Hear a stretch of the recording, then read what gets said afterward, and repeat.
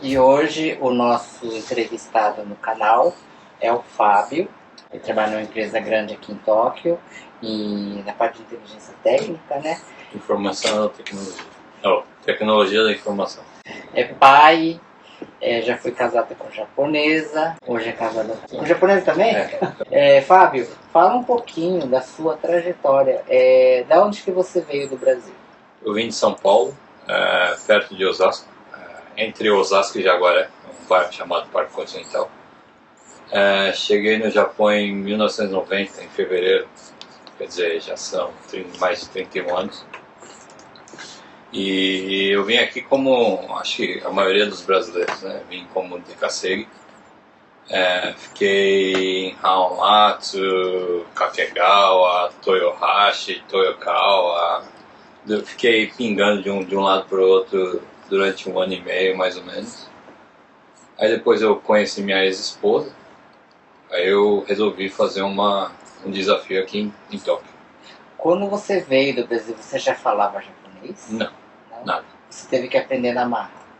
Você tem que, para você... Todo mundo que vem com a ilusão de que o Japão é uma das potências mundiais e você pode falar inglês com todo mundo, né?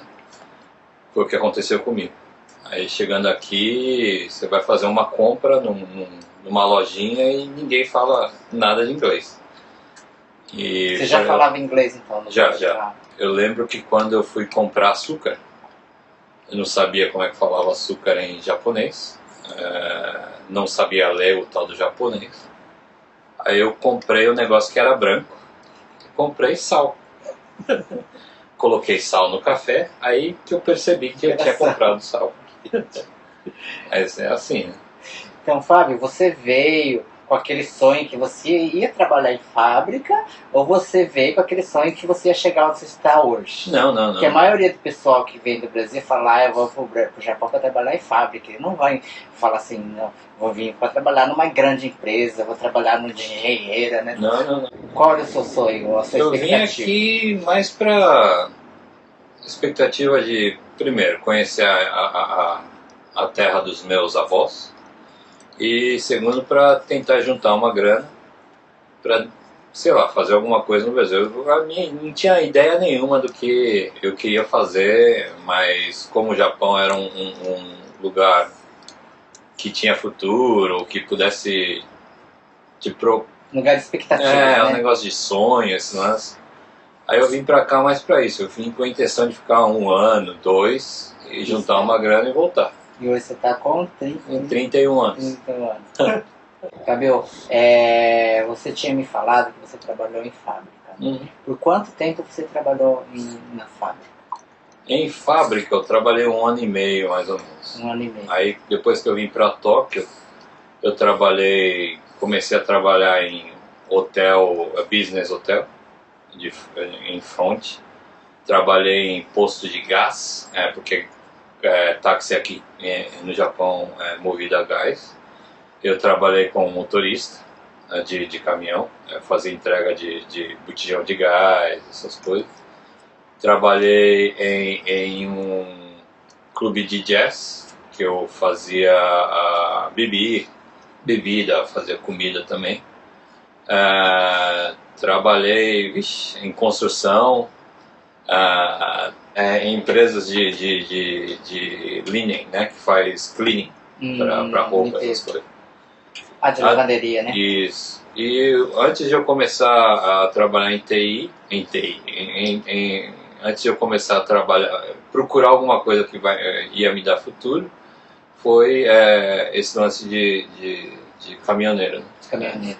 Mas por que você veio para Tóquio, sendo que você estava lá em Hamamatsu, que é a cidade que, vamos dizer, não precisa de tradutor, em todo lugar em Hamamatsu, nessa parte onde tem muito brasileiro, né? Tem muito brasileiro que está tanto tempo lá, não precisa nem falar japonês, porque em todo lugar tem prefeitura tem tradutor, você vai na Receita Federal tem tradutor, você vai no hospital tem tradutor, né? Como que foi essa trajetória de você querer sair de onde você estava para vir para a cidade grande? Bom, quando eu vim para o Japão em 90, não tinha muito tradutor. Você tinha que ou aprender na marra, nem nos cartazes que tinha, você vai no banheiro agora no Japão, você tem todas as instruções em português também. Ou em inglês, né? Ou em inglês, mas na época não tinha nada, era só em japonês. E pra mim não fazia diferença ficar em Hamamatsu ou ficar em Tóquio, né? Mas o motivo de eu vir para Tóquio eram dois. Um, porque eu conheci minha ex-esposa, e ela era de Tóquio. E para dar continuidade ao namoro, essas coisas, eu preferia ficar aqui em Tóquio. Entendi. E outra é o número de chances que você tem, né? É melhor em Tóquio do que em Hamamatsu, porque depois que eu cheguei aqui, comecei a gostar do país, comecei a gostar da organização, de todo o ambiente do Japão. Aí eu falei assim, eu vou procurar alguma coisa que seja além do DKSEG, né?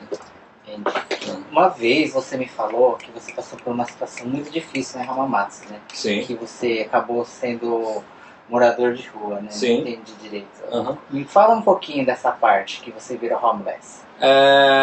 Bom, mendigo, em português, claro, né? Foi um lance, assim, meio que quando você vem para o Japão e não sabe falar a língua. Agora, depois de uns 10 anos depois que eu vim, começou a ter um monte de brasileiro, até os chefes, assim, eles eram brasileiros também, né? Mas quando eu vim Não tinha tantocha, não né? tinha tantocha, não tinha nada, e a japonesada que trabalhava em fábrica também não estavam acostumadas a lidar com estrangeiro. Hoje, né? Isso. Então era briga, o pessoal vinha falar alto contigo, essas coisas, e teve um dia que acho que eu tava com a cabeça esquentada, eu dei uma porrada nele. Aí arrancou 2 dentes do cara, eu fui mandado embora, lógico. Teve que sair do alojamento, Isso. porque na época todo mundo morava só no alojamento, Sim. né? Não tinha condições de alugar por conta, Sim. né? Aí eu tive que morar na rua. Aí eu morei na rua um mês e pouco, mais ou menos. E foi difícil como que é a vida de um mendigo aqui no Japão?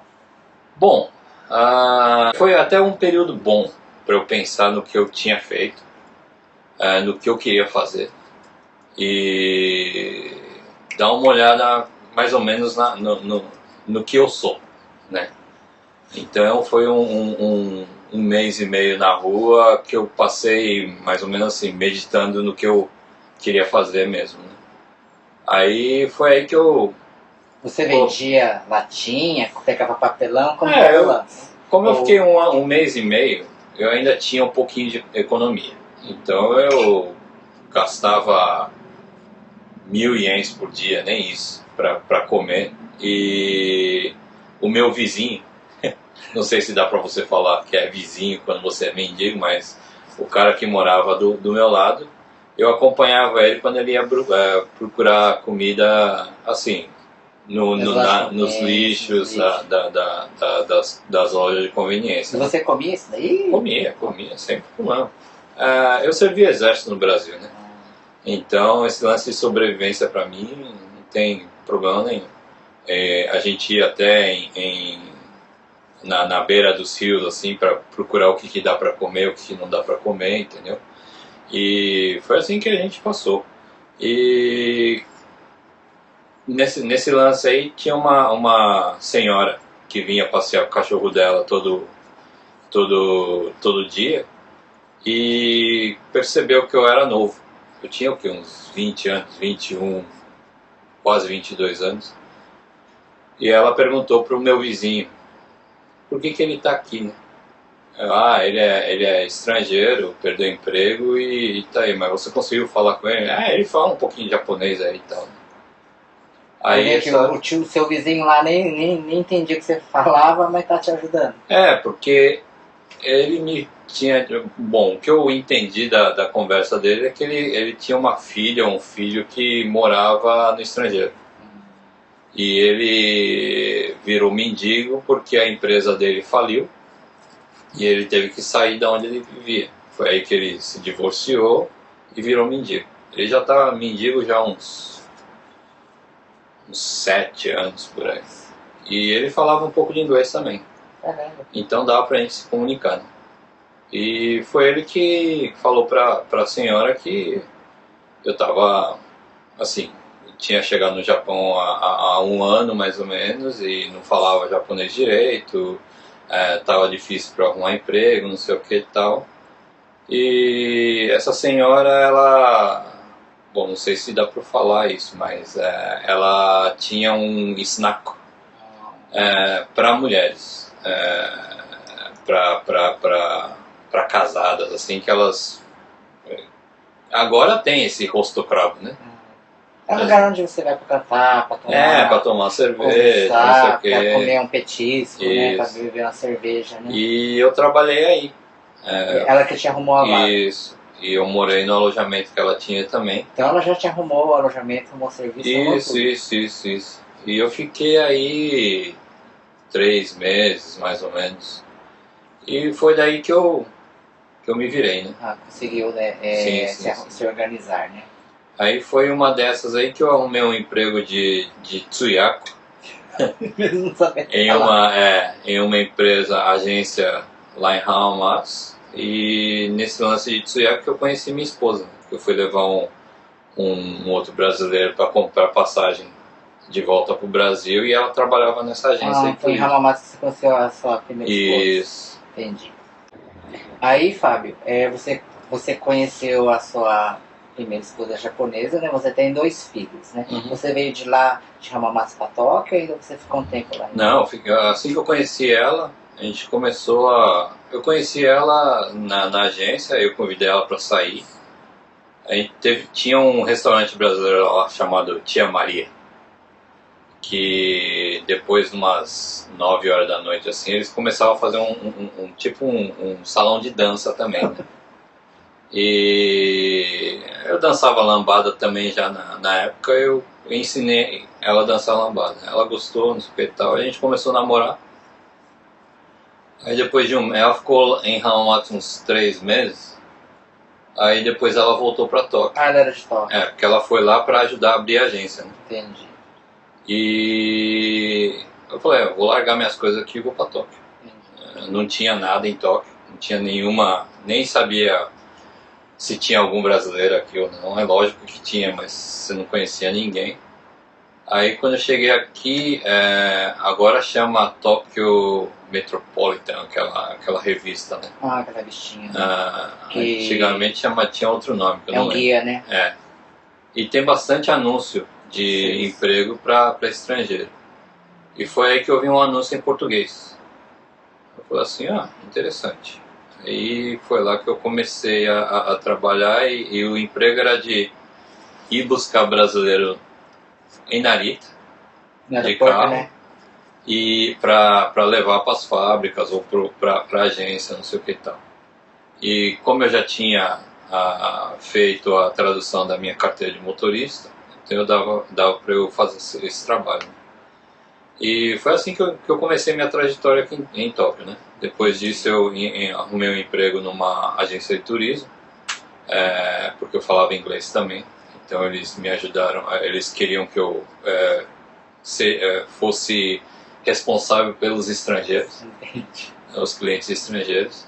E foi assim, eu pulei de um emprego para outro, onde ganhava mais, onde eu tinha mais destaque, né? E sempre tentando um emprego novo, tipo assim, algo que eu nunca tinha feito na vida, para eu tentar escolher o que eu queria fazer. Né? Entendi. Fábio, você tem 2 filhos, né? Uhum. Como, pelo que você tinha me dito, que seus filhos, né, já se formaram, sim, né? Sim. O seu filho faz o quê? Meu filho, ele trabalha numa empresa de jogos para celulares. Ele tem curso superior? Tem, superior, pré-superior, né? Técnico, isso. E a sua filha? Minha filha, ela trabalha numa empresa de investigação de vídeos. Todo vídeo que vai para a internet passa por essa empresa para eles verificarem o conteúdo. Acho que até inclusive o conteúdo desse vídeo vai passar por ela. Ela tem curso técnico também? Ela tem só superior, mas é administração de empresa. E como que foi para você pagar, né, esses cursos para o seu filho? Né? Porque brasileiro, né, com 2 filhos, para pagar uma faculdade, um curso assim, técnico aqui no Japão é muito caro, né? Como que você fez? Ou como que eles fizeram para conseguir pagar essa dívida? Né? Felizmente, durante essa minha carreira aqui em Tóquio, depois que meu filho nasceu, e logo depois que a minha filha nasceu, eu resolvi fazer alguma coisa que me desse futuro, procurasse alguma coisa. Por isso que até então eu falei para você que eu trabalhava de motorista de caminhão, né? Eu ganhava bem, não ganhava mal, mas quando você trabalha numa profissão assim, você não tem um futuro grande, né? De ganhar, sei lá, milhões, sei lá. Então eu resolvi procurar alguma coisa que me desse futuro. Foi aí que eu comecei a trabalhar em TI. Comecei em digitação de dados. Mas você entrou por alguma apresentação? Não, você... procurei por mim mesmo, isso. Aí foi aí que eu comecei a tocar em computador, relar em computador. E foi aí que eu vi o Windows 95, porque desde então, depois que eu saí do Brasil, a única coisa que eu tinha feito é um computador com a tela preta que só tinha as letras em verde ou em branco. E foi aí que eu vi o primeiro Windows 95, que tinha ícone, era tudo em cor, tinha o mouse. Aí você começou a estudar essa parte. Aí eu fiquei fascinado, falei assim, eu vou tentar ver o que é isso, né? Aí comecei a comprar um monte de livro, não sei o que, para estudar. Você comprou livros, você não foi em um curso? Não tinha tempo, não tinha dinheiro também. Aí foi assim que eu comecei a minha carreira em TI, né? E por isso que acho que dos brasileiros que eu conheço aqui que trabalham em TI, que não tem curso de faculdade universitária assim, acho que só conheço eu. E eu tentei assim, meio que sorte, no chute, e foi bom que eu me dei bem. Então eu fui fazendo a minha carreira em TI. Mas como que foi a primeira oportunidade de trabalho para você entrar nessa parte de TI? Bom, a primeira empresa que eu entrei foi... Agora acho que não tem mais. Ou se tem, não tem muito cliente. Era uma empresa que você faz telefone, ligação para o Brasil mais barato. Você compra um pré-pago que é bem barato e você não passa pelas linhas da NTT, esse negócio, né? E eu fazia a parte de cadastro de cliente. Foi aí que eu comecei a mexer em computador, né? E nessa empresa tinha um cara que fazia desenvolvimento dos aplicativos que faziam lá. E ele era um cara que trabalhava dia e noite, porque não tinha nenhum assistente, não sei o que e tal.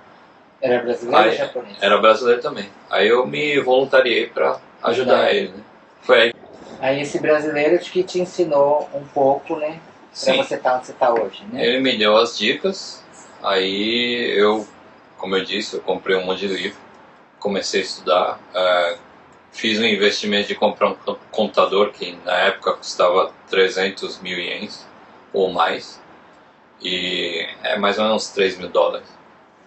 E foi assim que eu comecei a fuçar, me virar, porque eu não sabia nem o que era um ícone, nem como usar o mouse direito. E foi assim que eu comecei, né? Me virar, quando você tem, como é que chama? Você tem interesse pelas coisas, você começa a se virar. Você nem pensa que você está sofrendo, ou que está, entendeu? Você está desesperado para aprender. E foi assim que eu fiz a minha carreira, comecei a minha carreira. Aí depois disso eu fiz um pouco de desenvolvimento em TI, e depois, quando a gente estava fazendo desenvolvimento, que eu comecei a entender um pouco o que é rede, o que é sistema e tal, aí eu pulei para a área de infraestrutura, fazer desenvolvimento de rede, mas como eu digo, se você tem interesse para coisa, você se vira. Vai fuçando, você vai fuçando, vai abrindo, né? mundo para você? Uma coisa que eu tenho de bom, que eu acho que eu tenho de bom, é pensar lógico. Então tudo tem um motivo para acontecer. Então eu vou procurando ver o motivo do que está acontecendo. Então é isso que eu foi assim que eu estudei também. Você tem que fazer esse comando. Mas para que você precisa fazer esse comando? Para que serve? Aí você vai fuçando, vai afundando. Vai conectando um com o outro. Isso. Aí você firma a sua ideia, né? Aí daí você foi para essa outra empresa? Aí eu comecei, depois dessa empresa eu fui para uma empresa para fazer banco de dados para uma empresa de envio de, como é que fala? Direct mail. Mala direta. Mala direta, essas coisas. Aí depois daí eu fui para uma empresa que precisava de uma pessoa para fazer suporte de TI para a Ásia. É uma empresa muito pequena, né, que nem existe mais também. Aí foi aí que eu comecei a me aprofundar ainda mais na área. Né? Depois dessa empresa eu fui para uma empresa que era especializada em suporte para empresas de baixo e médio porte em Tóquio, né? Empresas estrangeiras, que eles não tinham condições de ter uma pessoa de TI na empresa, então eles contratavam a gente para fazer esse suporte. Então você foi subindo o degrau e com essa parte que você chegou naquele lugar, você conseguia pagar a faculdade dos seus cursos dos seus filhos que arcaram com a dívida? Não, eles eram... Que tem muita gente que faz o curso para pagar em 5 anos, 6 anos, 10 anos, né? Não, uma coisa que eu nunca fiz, que eu não sei se eu devia fazer ou não, é deixar meus filhos tentarem pagar as coisas deles, né? Então você pagou sozinho. Isso. Aí, mesmo porque minha esposa também ela não trabalhava, ela só ficava tomando conta de casa. E graças a Deus eu consegui emprego, cada emprego que eu conseguia eu ganhava mais. E isso foi um dos motivos também que eu trocava de emprego também. Né? E todo emprego que eu procurei fazer alguma coisa que eu não tinha feito antes. Aí quando você vai para a entrevista, você tem experiência nisso?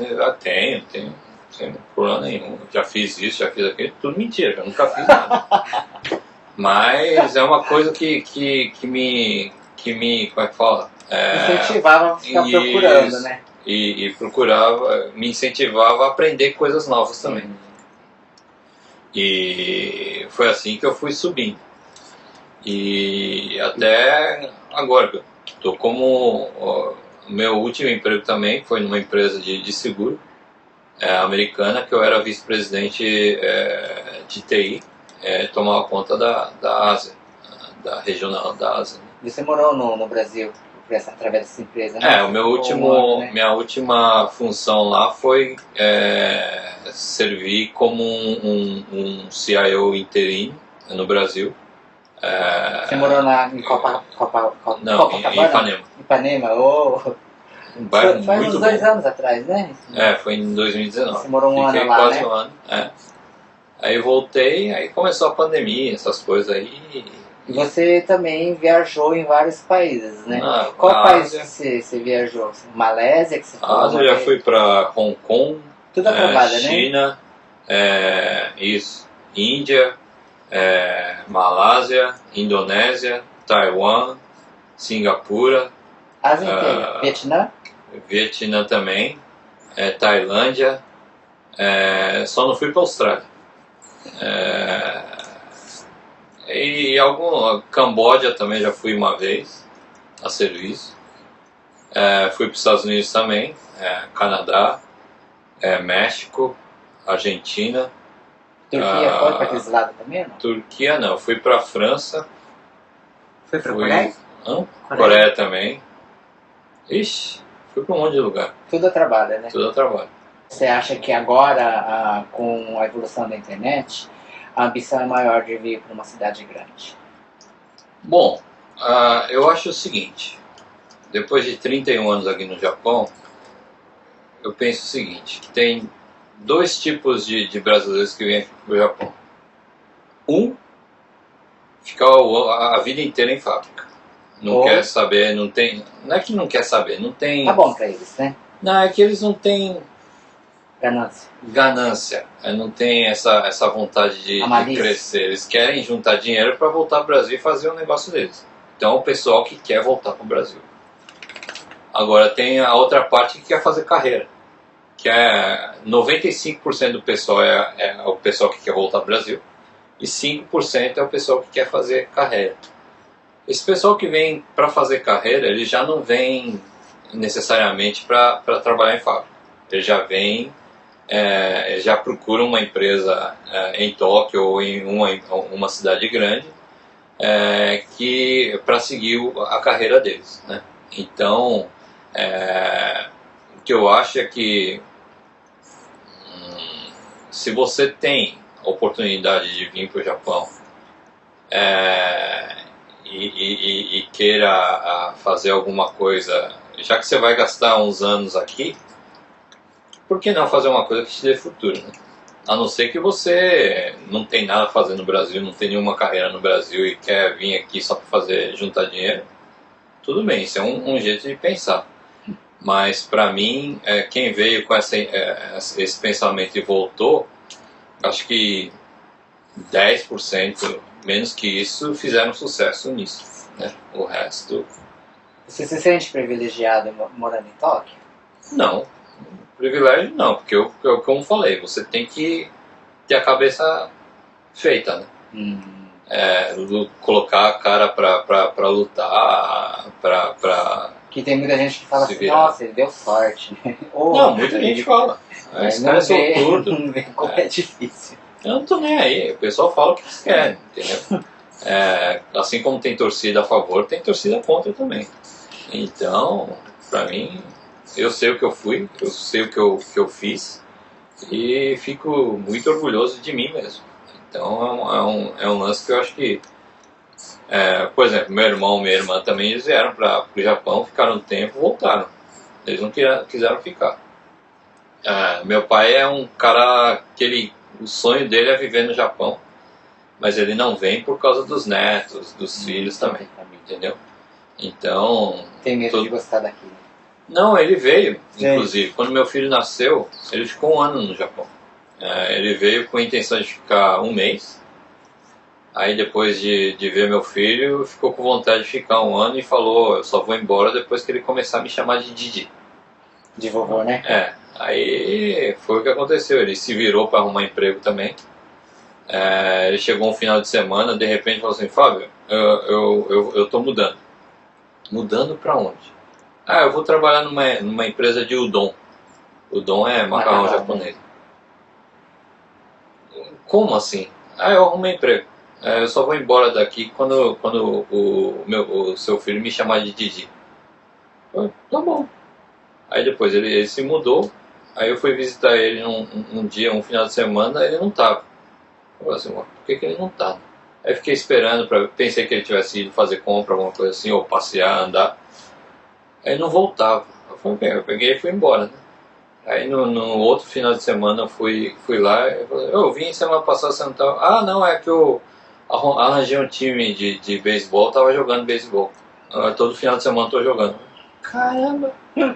Então acho que eu tenho esse lado dele também, né? De me virar, de... Saber se virar, isso. Né? E ele adora o Japão por causa disso, né? Então o sonho dele é viver aqui, mas vamos ver. Fábio, é uma situação que você passou muito difícil aqui no Japão. Momento difícil. Quando eu falo, por exemplo, que depois que meu filho nasceu, aí eu pulei desse lance de ser de motorista de caminhão para digitalização, meu salário reduziu 60%, até mais. E é lógico que você tendo 2 filhos pequenos, ter uma redução salarial assim, fica difícil você trabalhar. Então o que eu fiz? Eu trabalhava de dia e à noite eu trabalhava nesse jazz club como é que fala? Servente, né? E eu trabalhava dia, trabalhava de noite, chegava no final de semana, às vezes eu trabalhava em posto de gasolina, de bico, para tentar fazer um lance. Mas para mim, nessa época, foi o que eu podia fazer. Então nunca pensei comigo que, né? puta, eu tô ferrado. Foi um lance ruim, não sei o que e tal. Nunca. Eu sempre acho que tudo que você passa de ruim é um lance temporário. E vai depender de você para sair dessa ou não. Entendeu? Então, nunca fiquei assim, com depressão, alguma coisa assim por causa disso. Não. Então, momento ruim. Você sempre achou que ia dar certo. Você nunca sabe o que vai acontecer amanhã, né? Então você pode mudar o destino do seu amanhã. Isso é um negócio que eu sempre penso. Por isso que momento ruim para mim acho que não teve. Mas teve algumas dificuldades, mas não é algo assim que você fique desesperado. O que você acha que funciona muito aqui em Tóquio? O que funciona e o que você acha assim que tem que estar melhorando em Tóquio? O que funciona? Acho que quase tudo funciona aqui. Tudo funciona aqui, né? Por exemplo, um exemplo básico é até horário de ônibus. Horário de trem é fácil, que não tem trânsito, não tem nada. Aquela faixa é só para ônibus, né? Não é para carro. Mas aqui em Tóquio, por exemplo, horário de ônibus também. Perdeu um, você olha lá que horas que vai passar nesse horário, nesse minuto. Certo. E não é coisa de 30 minutos, não. É coisa de 5 minutos, né? Nem 2 minutos. Já está passando outro. E o engraçado é que, pô, você fica pensando, mas já que não tem ninguém no ponto esperando, passa direto. Não, eles param. Eles param porque tem o tempo, entendeu? Então é um lance que eu acho que quase tudo funciona aqui. Então, o que deveria melhorar? Como o Japão é uma ilha, a cultura japonesa é bem japonesa, né? Mudou bastante de uns 15 anos para cá. Quando eu cheguei aqui era bem cultura de ilha mesmo. Você só conhece o que está acontecendo aqui dentro, você não tem interesse do que está acontecendo lá fora. Eles têm medo do que eles não conhecem, né? Não é que eles têm medo, é que eles não conhecem, entendeu? Então não sabe se vai trazer benefício ou não para eles, entendeu? Agora, depois que começou a internet, começou a ter mais televisão internacional, essas coisas, canais internacionais, aí que eles começaram a abrir a mente deles, né? Até então eles só ouviam do que acontecia lá fora por outros japoneses que já viajaram para fora, essas coisas. Na sua área existe essa parte do senpai e do kohai, que é como que a gente fala em português, senpai e kohai? O chefe e o subordinado. Subordinado, né? Que você, enquanto aquele chefe não sai de lá, o outro não sobe, né? Eu vou dizer para você que no Japão, em geral, ainda existe bastante isso. Só que, comparado à época que eu vim para cá, tá bem menos. Tá bem menos. Isso porque tem muitas leis também que já mudaram por causa disso. O power harassment. Como que fala em inglês? Power harassment. Power harassment, né? Mudou bastante por causa disso. Que seu chefe não pode te humilhar, né? Não pode. É a mesma coisa que acontece em outros países também. É a mesma regra, né? Sexual harassment também. Assédio, né? Isso, assédio. E isso mudou bastante, entendeu? Agora, mudar a lei vai mudar a cultura? Vai, mas demora muito, entendeu? Então, por exemplo, o pessoal que tem 60 a 70 anos, eles têm a mentalidade deles. Agora, o pessoal novo, 20, 30, 40 anos, eles já estão nessa regra nova, né? Então, se você pensar assim, já mudou bastante. Já mudou bastante. Entendeu? Mas... Agora, tem, né? Mas eu vou falar para você, eu trabalhei em empresas internacionais, empresas americanas, canadenses, francesas e tal.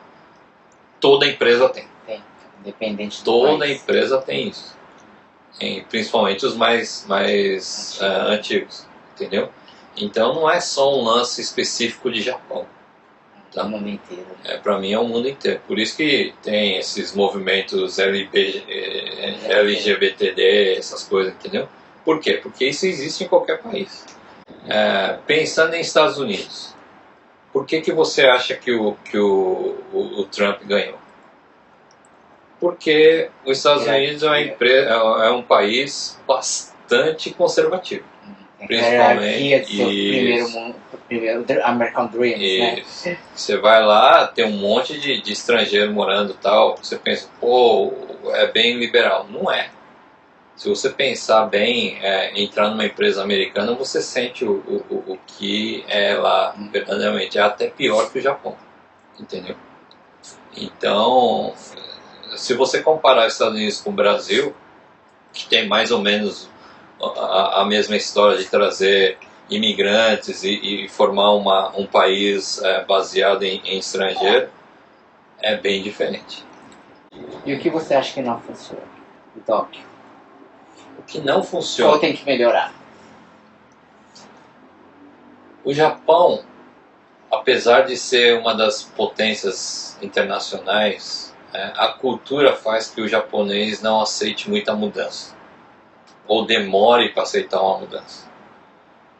Por exemplo, na empresa que eu estava, a gente fazia aplicativo para o pessoal de vendas para melhorar a produtividade deles, não sei o que e tal. É lógico que isso tem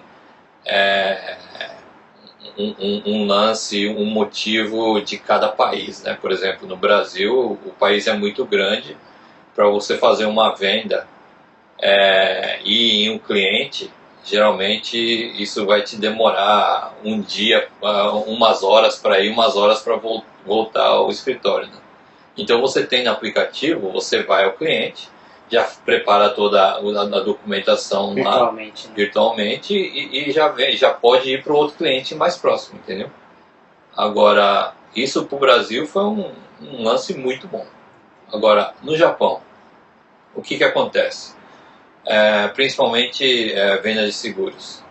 O pessoal de vendas vai até o cliente, vai conversar, tomar um café, tomar um chá, leva presente, tal, e fica a tarde inteira conversando, tal. E para eles, fazer as coisas mais rápido não é o lance, entendeu? Então, eles gostam de manter o cliente, não fazer novos clientes. Então, mesmo que você tenha benefícios tipo, você pode fazer o cálculo da despesa de transporte, das suas despesas online, o pessoal não quer fazer, eles gostam de ir para o escritório, passar um tempo no escritório também, entendeu? É que tem gente que está no mesmo seguro há 10, 15, 20 anos, né? Tem gente que fica a vida inteira no mesmo seguro, entendeu? Porque gosta da pessoa que está lá. Aí se a pessoa sai, aí já muda de seguro, muda, né? Ou muda para o seguro que começar do zero, né? Isso. E então, o Japão é um país que demora muito para aceitar mudança, né? Então, é um negócio até meio... Como é que fala? E tem mudanças que dão certo e tem mudanças que não dão certo, né? Igual agora com esse lance do vírus que está aí, no Brasil já tem um monte de gente vacinada. Aqui começou a vacina agora. Por quê? Porque você tem que testar, fazer teste, fazer um monte de aprovação, não sei o que, para começar a fazer a vacina. Então, o japonês é muito cauteloso nessa parte. Higiene também, essas coisas, né? Se der algum problema de infecção da comida, dá um rolo, tem que fechar, tem que pagar multa, diferente do outro país. Isso. E uma coisa que eu sempre falo pro pessoal, quando eu principalmente entro em uma empresa estrangeira, é que o japonês ele zela bastante pela qualidade de tudo que eles têm. Qualidade de serviço, qualidade do produto, qualidade da comida, tudo. Então, por exemplo, você vai comprar um chocolate aqui, um pacote de chocolate, tem o pacote de chocolate e dentro tem mais pacotinho para cada chocolate que você tem. Para não entrar nenhuma bactéria ali, né? Então, por exemplo, quando as empresas que eu trabalhei, você sempre tem aquele enquete da empresa, né? O que você acha da empresa? Em outros países, você tira 90 e tantos por cento de satisfação. No Japão, se você conseguir 70%, dá mais do que 100% em outros países. Por causa disso. Eles nunca estão felizes. Eles colocam o nível de satisfação de 100% aqui e vai comparando. Entendeu? Por isso que você nunca chega a 100%. Em outros países, eles não têm esse nível. Eles falam, você está feliz? Estou. Você gosta do seu chefe? Eu gosto. Entendeu? Então ele vai subindo. É esse lance de diferença, entendeu? Então o japonês ele zela muito para, por exemplo, você vai... produto, né? Isso. Eu trabalhei, eu ajudei, eu fiz como é que chama? Bico como é que fala? Plantações, essas coisas também. Então você colhia os alimentos, né? Tá bonitinho, pinho. Tá novo, eu acabei de colher. Mas porque tem a cenoura tá um pouco torta, ou não tá no comprimento que tem que ser, ele já separa. Isso aqui não serve como produto, entendeu? Então é uma coisa assim que você não vê em outros países, né? Então tem esse tipo de diferença, né? Que o pessoal não vê. Então, a qualidade. Qualidade. É uma coisa que eu acho que o japonês tem que começar a pensar se precisa de tanta qualidade mesmo ou não. Fábio, uma direção, uma palavra que você pode dar para aquele brasileiro que está lá no Brasil, ou aquele brasileiro que está lá em Hamamatsu, ou está em Nagoya, né? E quer, tipo assim, espelhar, né? Que para mim, né, assim, uma coisa muito importante, se você está vindo para o Japão, é você pelo menos saber falar japonês. Né? Não, isso é essencial. Você tem que, se você quer ter uma carreira de sucesso aqui no Japão, você tem que, pelo menos, saber falar. Aí aprender a ler e escrever, você consegue depois que você vir para cá. E outra coisa que você tem que tirar da mente é achar que o Japão é dessa forma. Que você acha. E não é. Não é. É uma capa às vezes, né? Você tem que vir para cá com a sua mentalidade aberta para poder aceitar a cultura japonesa, entendeu? E assim, aceitar e procurar entender o porquê dessa cultura, entendeu? Que eu acho que é bastante importante. Uma das coisas que eu acho que resultaram em uma coisa boa para mim foi ter essa mentalidade, né? De não tentar induzir que a cultura japonesa seja dessa forma ou daquela forma, entendeu? É que tem muita gente que está aqui e fala mal daqui, né? Pô, se você vem para um país e começa a falar mal do país, sai, cara, vai embora. Brasil, entendeu? Por que você está aqui? Porque japonês vai embora, entendeu? Some. Por que você continua aqui? Você não vai ser feliz nunca. Entendeu? Eu ouço muito isso. E esse tipo de pessoa, eles reclamam em qualquer lugar que eles estiverem. Eles preferem achar pontos ruins do que achar pontos bons, entendeu? O Japão é 100% bom? Não acho, entendeu? Não acho, mas pra mim tá bom. Estou feliz aqui, fiz a minha carreira, fiz minha vida aqui. Já tem 2 filhos criados já, né? Tem 2 filhos criados, já divorciei, casei de novo, entendeu? Já estão trabalhando, já, né? Estão na profissão já. E eu me naturalizei japonês também, peguei a naturalização em 2019, então já foram quase 20 anos. Não, quase 12 anos. que eu sou naturalizado. Há 12 anos atrás você se naturalizou. Em 2009. E com o passaporte japonês você pode ir em quase qualquer país. Aceita, né? Entendeu? Então, pra que continuar com o passaporte brasileiro? Eu só uso o passaporte brasileiro quando eu volto pro Brasil. Entendi. Que aí eles não te dão visto. Aquela burocracia. Entendeu? Então, mas pra mim, o Japão tá bom. Tá bom. Entendeu? Agora, se você... Muita pessoa que vem pro Brasil, pro Japão, é lógico que é um país diferente, você fica longe da família e você fica com saudade da família, quer voltar para ver, não sei o que e tal. Se eu tenho isso, eu tenho, né? Mas não é uma coisa assim que me traz dificuldade, entendeu? Eu acho que hoje em dia você tem vídeo, você pode ligar a hora que você quiser, tem FaceTime, tem WhatsApp, tem Line, tem tudo.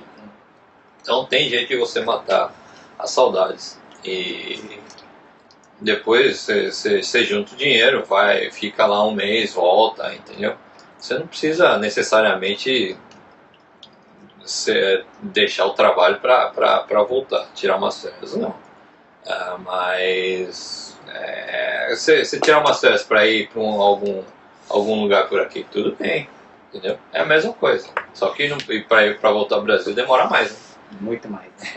São quase 30 horas, mas... Eu acho que nunca foi tão fácil morar no exterior com a tecnologia hoje em dia, né? Não, acho que a gente chegou num nível que você pode morar em qualquer lugar do mundo.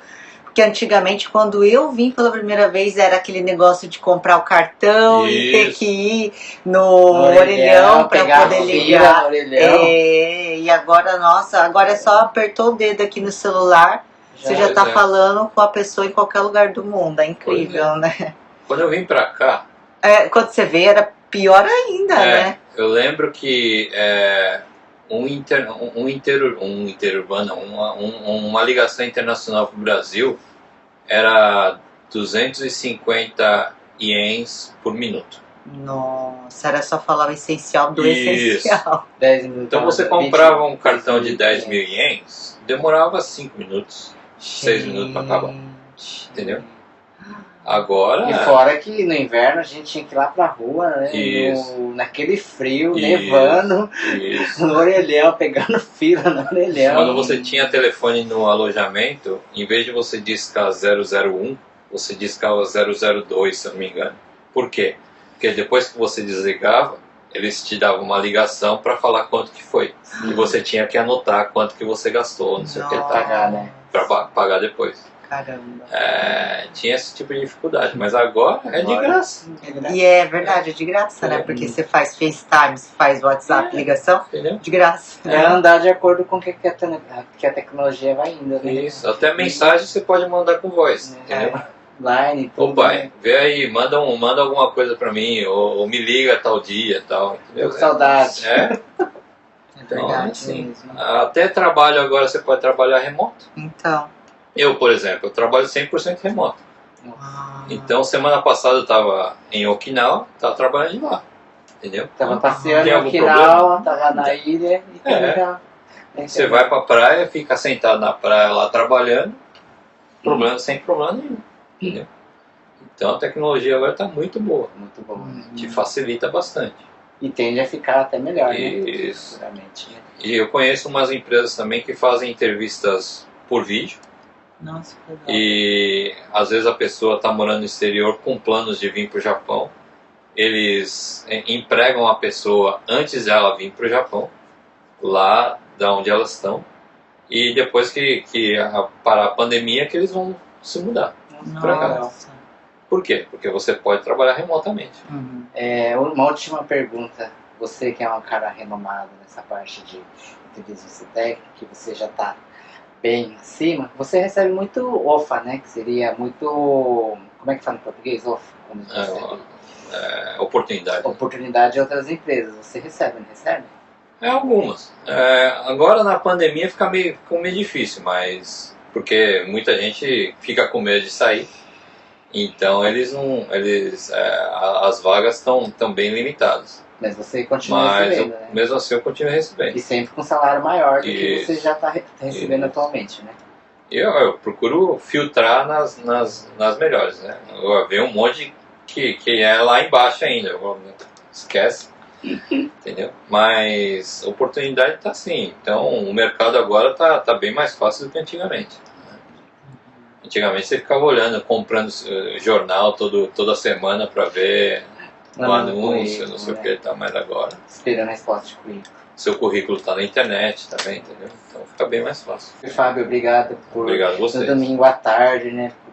Pegar esse seu horário, né? Sua agenda é bem apertada, né? Obrigado por ter dado essa entrevista. E hoje o entrevistado foi o Fábio, que mora aqui em Tóquio, na região aqui da Zabujiban, uma região mais luxuosa do Japão.